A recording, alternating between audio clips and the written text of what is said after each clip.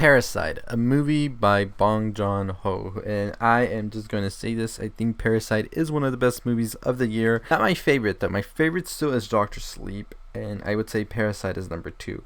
My reasons for Doctor Sleep are very different from Parasite for liking it, but I will get to that maybe in another video podcast type deal. Parasite basically deals with a very poor family, and they're living below street level. Like, they look up to the street, so that's how poor they are. They are living in sort of a basement type scenario, and they actually have this plan to con a rich family. It doesn't actually start all like that. They don't have this plan right away. It gradually builds as the son starts to become a tutor for the family, and then he basically cons the rest of his family to come work for that family by not saying they're his family. They're people that he knows and trusts. Ultimately, the family infiltrates this other family, thus becoming the parasites themselves. But in a interview, Bong Joon-ho has said that they aren't the only ones that are parasites. It's also actually the rich people who are parasites, because they are feeding off of these people and getting the things that they need, because they don't even drive for themselves, they don't even cook for themselves, so they're basically parasites themselves. So everybody's a parasite here. So then one night when the rich family goes on a camping trip, the poor family decides to come and stay in their home. In their home, they are basically drinking and acting crazy, all of this, and then they discover there is another family living downstairs in the basement of this home that they're in. This is discovered after the old maid, who is actually conned into getting fired, comes back and tells the new maid, the mom, that, hey, I forgot something here. I need to go get it. Can I? The mom lets her in, hides the rest of her family so that the maid doesn't see what's going on. And then when the maid takes too long to come back up from the basement, she goes to investigate herself, with the family being close by but still being hidden from this old maid. Then the mom discovers that the old maid has somebody living down there, her husband. Her husband had been living with her before the new rich family took over that house, when there was the other person who actually built that house having her as a maid. So basically kept him down there because they can't afford anything else, and now this is the only way that he can survive. He obviously has some mental problems, as we see throughout the film, but the other family is like, no, I don't think this is going to work out. So the mom's like, I'm going to call the police. The maid begs her not to. She's like, please, I'll pay you. I just can't have him anywhere else. I can't afford it. Please have mercy. The mom doesn't. But then ultimately, I guess you could say fate for karma has the other family trip down the stairs of the basement, and the old maid takes a video of it, and she's like, oh, so you're all family here, and y'all are deceiving these rich family here. I'm going to show this to them, and you're going to get fired, and I'm going to take over. And then has him blackmailed with this video. They ultimately have a fight over the video and stuff, and the family actually gets over the old maid and her husband. They tie them up, put them back downstairs, and then they pretty much go on their way. Now this creates a problem, of course, because they're like, what are we going to do with him? We just can't keep him down there. The son says, I have a plan. The father's like, plans don't work. The next day, the rich family is planning a surprise party for the young boy, whose camping trip pretty much went bad because it started to rain, and so they had to come back. And this was all happening at the same night with that other family that had to fight. So it created a pretty intense scene where they're trying to get rid of these people. They're trying to clean up all the mess they made, and the family's like about to get there. So it was really great to see that scene. But the son decides the next day to go and kill the people living downstairs, because that's the only way. Ultimately, the man who is unstable down there, he gets the upper hand over him and knocks him unconscious with a rock that the poor family's son had gotten from his friend before his friend went to study abroad at the beginning of the film. He then goes and kills the daughter of the poor family as the parents watch. We see the younger son start to have these convulsions and have a seizure, and then the dad's there to decide what is he going to do. His daughter is over here stabbed, dying, and he's with her, but the rich family is like, come on, you have to take our son, you have to drive us to the hospital right now. And he's just like about to snap, and we've seen the father start to get these sort of like faces where he's like, I don't know why I'm listening to you. You're always discriminating me. You're always saying I smell. You're always saying all this shit about me, and now you want my help, but you don't want to help my daughter who's over here dying. And he sort of has this moment where he just snaps. He grabs the knife that the unstable man was using, and he stabs the father. The unstable man prior to this was stabbed with a sort of barbecue pitchfork thing by the mom, the poor mom. And now the poor dad stabs the rich dad, and he just jolts out of there. He gets out of there, and then the police come, and then we find out that nobody was found. No, the poor father was never found, and they don't know what's going on.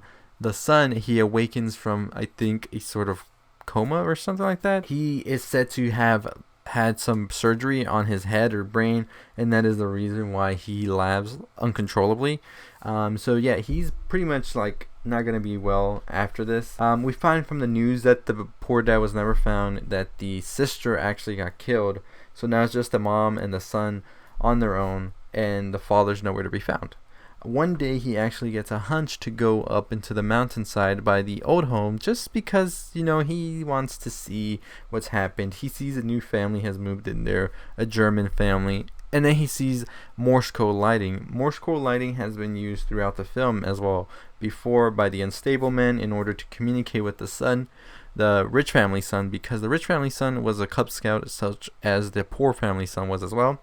So they understand Morse code. He decodes the Morse code that he sees when he goes up to the mountainside, and finds out that it's his father who's actually now living downstairs in the basement with the new family. And this is how he survived and was able to be not caught, because nobody knows about the secret room except the poor family and the other family, who they are all now dead. And he tells his son that he's just going to stay there, and that's the only way that this is going to work.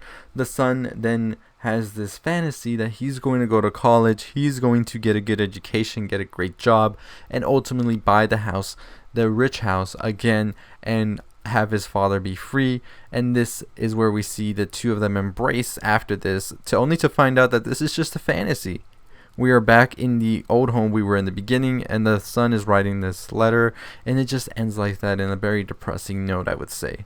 So that was a lot to unpack right there, and I mean, I can go really in depth with this type of analysis and symbolism throughout this movie, but I'm going to save that for another video this week.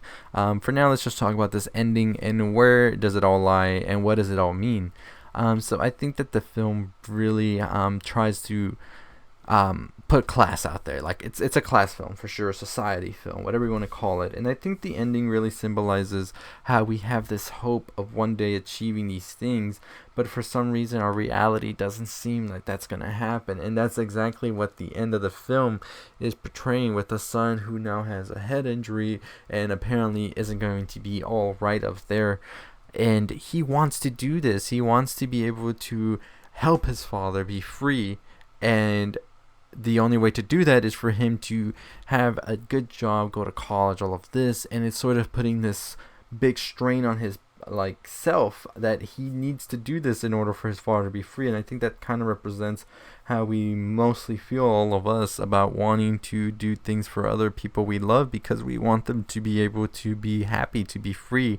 And this is more literal terms, but I think for everybody, I think somebody in your life is like that. You want them to have these sort of freedoms, be happy, and you're going to do all you can to do that. And I think that's what the end of the film symbolizes as well. Now, does the father ever leave or get out? I would believe that if this were real, I don't think that the father would ever have gotten out. I think that he is just stuck to that basement, sort of like the other man was, and now has become him, and over time will become that man, because of the solitude of just being down there by himself and just trying to survive. Very, very bleak ending, but I mean, this is the director's type of way of telling stories. And I mean, if other films haven't told you that from him, then I don't know what to say to you. I mean, Okja was a very, very depressing film by the end of it, and yeah, I'm just in awe after Parasite. I am heartbroken, and I am beautifully amazed by everything that was done in this film. The acting was great, the shots were amazing. The house was actually built for the movie itself, which is actually a great feat. You can check out an interview where they talk about. But yeah, I think that that's what the ending pretty much means, and that's what's going to happen. I don't think the son will ever buy the house. I don't think that dad will ever get out, and I think it's just hopefulness from the son. But I think the father knows as well that it ain't happening, because even he says this is where I'll be and I'm okay. I guess they'll just communicate through Morse code or whatever, but that's pretty much the ending of Parasite. Now, I will be doing a video where I talk more in depth about everything else, all the symbolism throughout the film as well. And I want to do a special video for this as well, a sort of cooking video. But we'll see how that goes. But anyways, as always, if you haven't already subscribed to the channel, what are you waiting for? Go ahead and hit that subscribe, like, comment, share, all that good stuff. We got videos on Dr. Sleep. We got videos coming up on End of the Fucking World. And also some other videos as well for Knives Out. I'll be seeing this week. Ford versus Ferrari. It's a jam-packed November, and we're on the way to 10,000 subscribers by the end of it. Hopefully we get there. As always, thank you for tuning in. I'll see you next time. Stay positive.